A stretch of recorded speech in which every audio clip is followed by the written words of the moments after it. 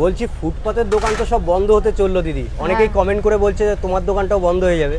জানি বন্ধ হয়ে যাবে শুনে আমাদেরও খারাপ লাগছে, কিন্তু কিছু করার নেই। কী করবো, দেখো বন্ধ হয়ে গেলে হয়ে যাবে, কিন্তু সরকারি হসপিটাল আছে সামনে, এনআরএস হসপিটাল, এখানে অনেক দূর দূর থেকে অনেক গরিব মানুষরাও আসে, আর আমাদের জন্য ওরা বেঁচে আছে আর ওদের জন্য আমরা বেঁচে আছি। কিন্তু এখানে যেখানে এই মানে ফুটের হোটেলে 30 টাকায় সবজি ভাত সরকম আইটেম দিয়ে পাচ্ছে, সেখানে একটা রেস্টুরেন্টে যদি এই খাওয়ার ক্ষমতা তো নেই নিশ্চয়ই, সেখানে একটা সবজি ভাত খেতে গেলে ডাল তরকারি ভাত দিলেও বলবে 80 টাকা প্লেট। তো এটার জন্য খারাপ লাগছে, কিন্তু কিছু করার নেই। আর এখানে অনেকগুলো হোটেল আছে, 4-5টা হোটেল আছে, তো এক একটা দোকানে 10-12 জন করে কর্মচারী সবাইকে নিয়ে চলতে হচ্ছে। তো আমাদের যদি পেটে লাথি পড়ে ওদেরও লাথি পড়বে, আর বুঝতেই পারছো মানে ওদেরও সংসার এর থেকেই চলছে।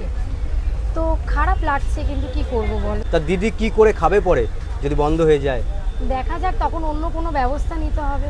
আর অফিস টফিসে তো কাজ ফাজ সেরকম কিছু নেই, ইনকাম কম, এবার দেখা যাক। এটা কি সরকারি রাস্তায়, তাই তো? হ্যাঁ, এটা রাস্তাটা সরকারি। আচ্ছা, কত বছর ধরে ব্যবসা করছে এখানে? 30 বছর, এই ব্যবসাগুলো 30 বছর ধরেই হচ্ছে। যা দেখলাম মানে প্ল্যাটফর্মের উপরে যে সব দোকানগুলো ছিল করে দিয়েছে হকার্সগুলো, খারাপ লাগছে, কিন্তু এখন এখানে কখন আসে বা কখন নোটিশ দেয় মানে ভাবা যাচ্ছে না। তুমি কত বছর আছো এখানে? আমার 4 বছর হবে। আমারও শুরু থেকে স্বপ্ন ছিল যে আমি কিছু করব। তো আমার শ্বশুরবাড়ির তরফ থেকে এই দোকানটা শাশুড়ি মা চালাতো, এখন উনি অসুস্থ, আমি ধরেছি।